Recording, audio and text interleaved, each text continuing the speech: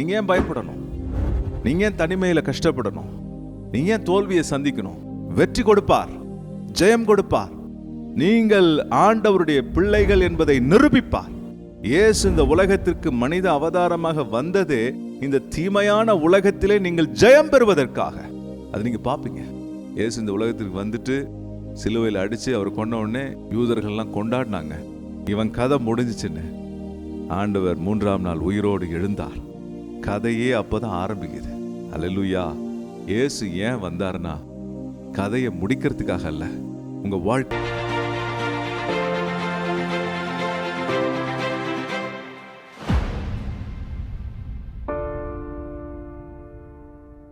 கர்த்தருக்குள் பிரியமானவர்களே, உங்கள் யாவரையும் ஆண்டவராகிய இயேசுவின் நாமத்தில் நான் வாழ்த்துகிறேன். கர்த்தருடைய கிருபையும் இரக்கமும் நம்மை போஷித்து பராமரிக்கிறது. கர்த்தர் உங்களுக்கு தம்முடைய ஆவியை கொடுத்து வழி நடத்துகிறவராக இருக்கிறார். அன்பானவர்களே, உங்கள் வாழ்க்கையிலே வழி இதுவே என்று அவர் சொல்லுகிற சத்தத்தை நீங்கள் கேட்டு சரியான வழியில் நடக்க முடியும்.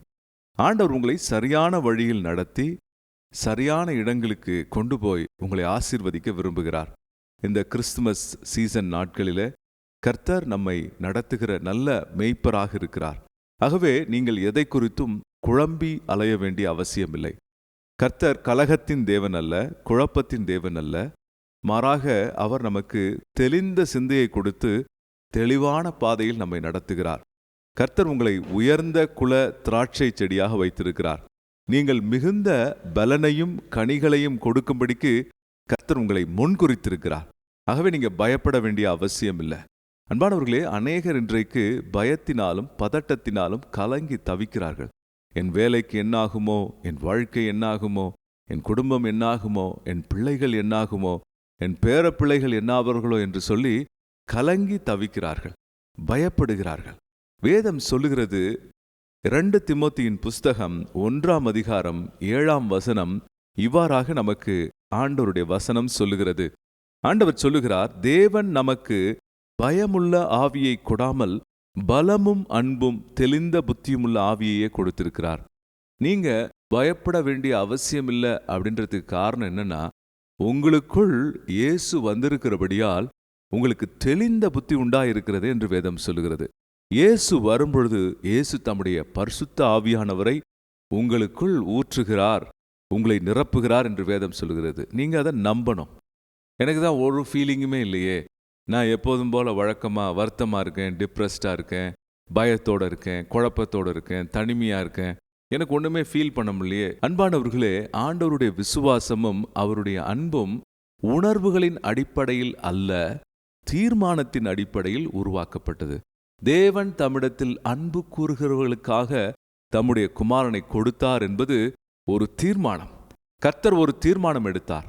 தேவன் ஒரு தீர்மானம் எடுத்து ஆண்டவராகிய இயேசுவை உங்களுக்கும் எனக்கும் அனுப்பியிருக்கிறார். ஆகவே உணர்ச்சிகளின் அடிப்படையிலே வாழ்க்கையை வாழ்வதற்கு நாம் அழைக்கப்படவில்லை.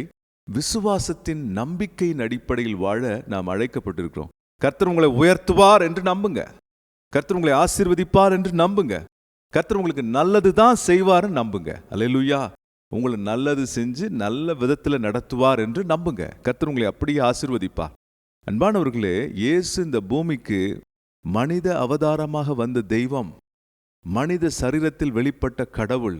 அவர் வந்து உங்களுக்காக எனக்காக பாவ பரிகாரத்தை செலுத்தியபடியினாலே நமக்கு மீட்பு உண்டு, ரட்சிப்பு உண்டு, விடுதலை உண்டு, நம்பிக்கை உண்டு, சுகம் உண்டு, ஆரோக்கியம் உண்டு, பரலோகத்திற்கான நுழைவு உண்டு, பரலோகத்தின் மகிழ்ச்சி உண்டு, உங்களுக்கு கம்பீரம் உண்டு, உங்களுக்கு ராஜாவினுடைய பிள்ளைகளாகிற அதிகாரம் இருக்கிறது. ஆகவே நீங்க பயப்படக்கூடாது. ஆமென். ஆனா பாருங்க, பிசாசு அநேகரை பயத்தின் அடிப்படையில் கொண்டு போக நினைக்கிறான். பயம் ஒரு உணர்ச்சி. பயம் நமக்குள் கிரியை செய்யும் பொழுது பய உணர்வுகள் ஏற்படுகிறது. ஆகவேதான் நான் சொல்லுகிறேன் அல்லவா, உணர்வுகளின் அடிப்படையில் உங்கள் விசுவாச வாழ்க்கைய நீங்க வைக்காதீங்க. தெளிந்த புத்தியினாலே, கர்த்தருடைய ஆவியானவர் தருகிற தெளிந்த புத்தியிலே நடக்கும்படிக்கு தீர்மானம் எடுங்கள். அதுதான் வேதம் சொல்லுகிறது, நமக்கு பயப்படுகிற ஆவியை தேவன் கொடுக்கவில்லை, பலமும் அன்பும் தெளிந்த புத்தியின் ஆவியை கொடுத்திருக்கிறார். நீங்க ரொம்ப தெளிவா இருக்க வேண்டும் என்று ஆண்டவர் விரும்புகிறார். அன்பானவர்களே, நாம் வாழ்கிற உலகம் கபடம் நிறைந்த உலகம். நாம் வாழ்கிற உலகத்திலே பொறாமைகள் உண்டு. நாம் வாழ்கிற உலகத்திலே தீய சக்திகள் உண்டு. அவைகள் எப்போதும் நம்மை நெருக்கி அச்சுறுத்த முயற்சி செய்தே கொண்டே இருக்கின்றன. ஆனால் ஆண்டவர் சொல்லுகிறார், நான் உனக்கு தெளிந்த புத்தியின் ஆவியை கொடுத்திருக்கிறேன். இதை பார்த்து கொண்டு இருக்கிற மகனே, நீங்க பயப்படாதீங்க. நீங்க சாதிக்க பிறந்திருக்கிறீர்கள் என்பதை உறுதிப்படுத்திக் கொள்ளுங்கள். நீங்கள் செழிக்க பிறந்திருக்கிறீர்கள் என்பதை தீர்மானித்துக் கொள்ளுங்கள். நீங்கள் நன்மையினால் நிரம்ப ஆண்டவரால் முன்குறிக்கப்பட்டிருக்கிறீர்கள் என்பதை உறுதிப்படுத்திக் கொள்ளுங்கள். பயத்தோடு வாழவும், பதட்டத்தோடு வாழவும், குழப்பத்தோடு வாழவும் தேவன் அழைக்கவில்லை. இன்றைக்கு அநேகர் தனிமையில் கஷ்டப்படுறாங்க. தாங்க நினைக்கிறத மற்றவங்கள்ட்ட சொல்ல முடியாமல் கஷ்டப்படுறாங்க. யார்கிட்டயோ சொல்கிறாங்க, அப்புறம் அந்த ரிலேஷன்ஷிப் பிரேக் ஆகிடுது. அது எப்படிப்பட்ட உறவுகளாக இருந்தாலும் பரவாயில்ல, மனுஷர்களை நம்பி நம்பி ஏமாந்து போகிறார்கள். அன்பான மகளே, நீ மனுஷனை நம்பி நம்பி ஏமாந்து போயிருக்கிறாயோ? அன்பான மகனே, நீ மனுஷனை நம்பி நம்பி ஏமாந்து தனிமையில் இன்னைக்கு கலக்கத்தோடு இந்த செய்தியை பார்த்துட்டு இருக்கியோ? ஆண்டவரை பார்த்து சொல்லுகிறார், நான் உன்னை சிநேகிக்கிறேன், நான் உன்னை நேசிக்கிறேன், நான் உனக்காக என் ஜீவனை கொடுத்திருக்கிறேன், உனக்காக நான் பலியானேன், உனக்காக சிலுவையிலே அடிக்கப்பட்டேன், உனக்காக ரத்தம் சிந்தினேன், என்னை ஏற்றுக்கொள், நான் உன்னை வழிநடத்துவேன் என்று ஆண்டவர் வாக்கு பண்ணுகிறார். அன்பானவர்களே, நீங்கள் இயேசுவை உங்கள் குல தெய்வமாக உங்கள் உள்ளத்திற்குள் வரவேற்கும் பொழுது, உங்கள் தெய்வமாக உங்கள் ஆண்டவராக அவரை நீங்கள் ஏற்றுக்கொள்ளும் பொழுது உங்கள் வாழ்க்கை மேம்படுகிறது, உங்கள் வாழ்க்கை உயர்வை நோக்கி செல்கிறது. ஆமென். ஆகவேதான் வேதத்திலே ஆண்டவர் இவ்வாறாக சொல்லி வைத்திருக்கிறார். அவர் நமக்குள் வரும்பொழுது தெளிந்த புத்தி உண்டாகிறது. அவர் நமக்குள் வரும்பொழுது அவருடைய எல்லா விதமான கிருபைகளும் நமக்கு வருகிறது. ஆமென். அவருடைய பலம் நம்மை நிரப்புகிறது, அவருடைய அன்பு நம்மை நிரப்புகிறது. ஆமென். உங்களுக்கு பலன் கொடுக்கிறார். எதற்கு பலன் கொடுக்கிறார்? உங்களுடைய சாதனைகளை நீங்க செய்வதற்கு உங்களுக்கு பலன் கொடுக்கிறார். எதற்காக அன்பை கொடுக்கிறார்? நீங்கள் நிம்மதியாய் வாழ்ந்து அநேகருக்கு சாட்சியாக அவருடைய அன்பை வெளிப்படுத்த உங்களை அழைக்கிறார். அவைதான் வேதம் சொல்லுகிறது. எபேசியரின் புஸ்தகம் 1ஆம் அதிகாரம் 6ஆம் வசனம் இவ்வாறாக சொல்லுகிறது, தம்முடைய தயவுள்ள சித்தத்தின்படியே நம்மை இயேசு கிறிஸ்து மூலமாய் தமக்கு சுவிகார புத்திரராகும்படி முன்குறித்திருக்கிறார். நீங்க கடவுளுடைய பிள்ளைகளாகும்படி முன்குறிக்கப்பட்டவர்கள். அல்லேலூயா. ஆமென். நீங்க அவரை நம்பும்போது அவருடைய முன்குறிப்பினால அவருடைய பிள்ளைகளா மாறுறீங்க. நீங்க மாறும்போது என்ன நடக்குதுன்னு கேட்டீங்கன்னா, நான் என்ன சொல்லுவேன்னா, நீங்க அப்பான்னு கூப்பிடும் பொழுது பரலோகம் உங்க பின்னாடி நிக்குது. நீங்க சொல்லலாம், எனக்கு என் கூட யாருமே இல்லை, நான் ரொம்ப தனிமையா இருக்கேன், எனக்கு மனசுல உள்ள சொல்றதுக்கு ஒருத்தருமே இல்லை. ஆண்டவர் உங்க கூட இருக்கார். அல்லேலூயா. அவரோடு ஐக்கியமா இருப்பதற்கு உங்களை அழைத்திருக்கிறார். நீங்க தனிமையின் பாதையில போயிட்டு இருந்தாலும் பரவாயில்ல, மனுஷர்கள் உங்களை புறக்கணித்தாலும் பரவாயில்ல, இயேசுவிடத்துல உங்க மனசை அவரிடத்துல ஒப்பு கொடுங்க, அவரிடத்துல பேசுங்க. ஏன்னா பரலோகம் உங்க பின்னாடி நிக்குது. அல்லேலூயா. தம்முடைய பிள்ளைகளாகும்படிக்கு முன்குறித்திருக்கிறார். வேதத்தில் இன்னொரு வசனத்தை உங்களுக்காய் வாசிக்கிறேன். கலாத்தியரின் புஸ்தகம் 4ஆம் அதிகாரம் 6ஆம் வசனம் இவ்வாறாக சொல்லுகிறது, நீங்கள் புத்திரராய் இருக்கிறபடியினால் அப்பா பிதாவே என்று கூப்பிடத்தக்கதாக தேவன் தமது குமாரனுடைய ஆவியை உங்கள் இருதயங்களில் அனுப்பினார். உங்களுக்குள்ள இருக்கிற பரிசுத்த ஆவியானவர் குமாரனின் ஆவியானவர். அப்பா பிதாவே அப்படின்னு சொல்லி கடவுளை, சர்வ வல்லமையுள்ள கடவுளை அழைக்கும்படிக்கு உங்கள் உள்ளத்திலே அவர் உங்களை ஞாபகமூட்டி கிளர்ந்து எழ பண்ணுகிறார்.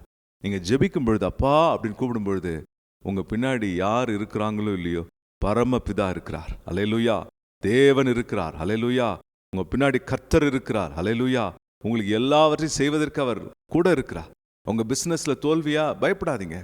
உங்க குடும்பத்துல சண்டை சச்சரவுகளா? பயப்படாதீங்க. நீங்க மனுஷங்கள்ட்ட திரும்ப திரும்ப பேசினா சண்டை பெருசாயிட்டே இருக்கும்.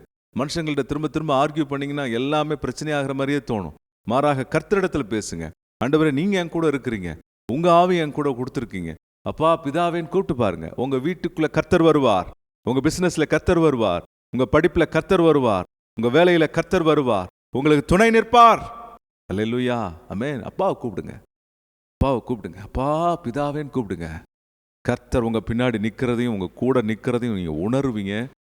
நீங்க அப்போ உணர்ச்சிகளை கண்டிப்பா நீங்க கன்சிடர் பண்ணலாம். ஏன்னா உணர்ச்சிகளின் அடிப்படையில் கர்த்தரை நாம் தெரிந்து கொள்வது ஒரு பக்கம் இருந்தாலும், விசுவாசின் அடிப்படையில் தெரிந்து கொள்ளும் பொழுது நமக்கு உணர்ச்சிகள் உண்டாகும். அல்லேலூயா. நிறைய பேர் பரிசுத்த ஆவியினால் நிரம்பும் பொழுது உணர்ச்சிகளினுடைய வெளிப்பாடுகளை காட்டுறாங்க. அது நல்லது. அதே நேரத்தில் உணர்ச்சிகள், நல் உணர்ச்சிகளையும் தேவன் கொடுக்கிறார். ஏன் இதை சொல்றேன்னா, அப்பா பிதாவேன்னு கூப்பிடும் பொழுது அவருடைய பிரசன்னம் உங்க கூட இருந்து உங்களை வழி நடத்தும். ரோமர் எழுதின நிருபம் 8ஆம் அதிகாரம் 15ஆம் வசனம் சொல்லுகிறது, அந்தப்படி திரும்பவும் பயப்படுகிறதற்கு நீங்கள் அடிமைத்தனத்தின் ஆவியை பெறாமல் அப்பா பிதாவே என்று கூப்பிட பண்ணுகிற புத்திர சுவிகாரத்தின் ஆவியை பெற்றிருக்கீங்க. எத்தனை வகையான வார்த்தைகளை பிரயோஜனப்படுத்தியிருக்கேன்னு பாருங்க. பயத்தின் ஆவியை பெறவில்லைன்னு சொல்லியிருக்கேன். அடுத்ததாக நீங்கள் கர்த்தருடைய குமாரனின் ஆவியை பெற்றிருக்கீங்கன்னு சொல்றேன். இப்பொழுது பாருங்க, நீங்க அடிமைகளாக இருக்கிறீங்கன்னு சொல்லி நம்பிக்கையின்றி காணப்படக்கூடாது என்பதற்காக புத்திர சுவிகாரத்தின் ஆவி உங்களுக்குள் வந்திருக்கு அப்படின்னு அர்த்தம். எனக்கு 2 பிள்ளைங்க இருக்காங்க. என் பிள்ளைகளை நான் நேசிக்கிறேன். என் பிள்ளைகள் என்னை பார்த்து தைரியமாக கூப்பிடணும், தைரியமாக என்கிட்ட பேசணும் தான் நான் நம்புவேன். என்னை பார்த்து பயந்து பயந்து பம்பிக்கிட்டே இருக்கிறத நான் விரும்ப மாட்டேன். ஆமென். கடவுள் அப்படிதான். அவரை பார்த்து அவருக்கு நான் மதிப்பு கொடுக்கணும். என் பிள்ளைகள் என்னை மதிப்பு கொடுக்கணும்னு நான் எதிர்பார்க்குறேன். அதே நேரத்தில் என் பிள்ளைகள் என்னை பார்த்து அப்படியே நடுங்கணும்னு கிடையாது. அதே மாதிரி தான் தேவனை பார்த்து நாம் மதிப்பு கொடுக்குறோம். அதே நேரத்தில் அவர் நமக்கு அப்பாவா இருக்கிறார். ஆமென். புத்திர சுவிகாரத்தின் ஆவியை கொடுத்திருக்கிறார். குமாரனின் ஆவியை கொடுத்திருக்கிறார். தைரியமும் அன்பும் தெளிந்த புத்தியின் ஆவியை கொடுத்திருக்கிறார். நீங்க ஏன் பயப்படணும்? நீங்க ஏன் தனிமையில கஷ்டப்படணும்? நீங்க ஏன் தோல்வியை சந்திக்கணும்?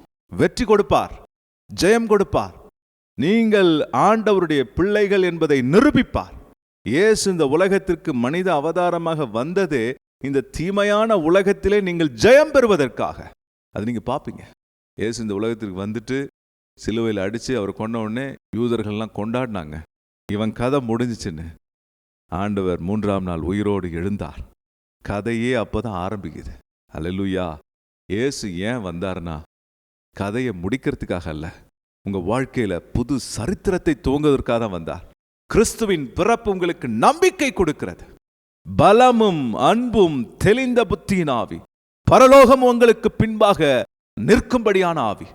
கர்த்தர் உங்களுக்கு என்ன வச்சிருக்காரோ அதை அடைவீங்க, அதை செஞ்சு நிறைவேற்றுவீங்க. அல்லேலூயா.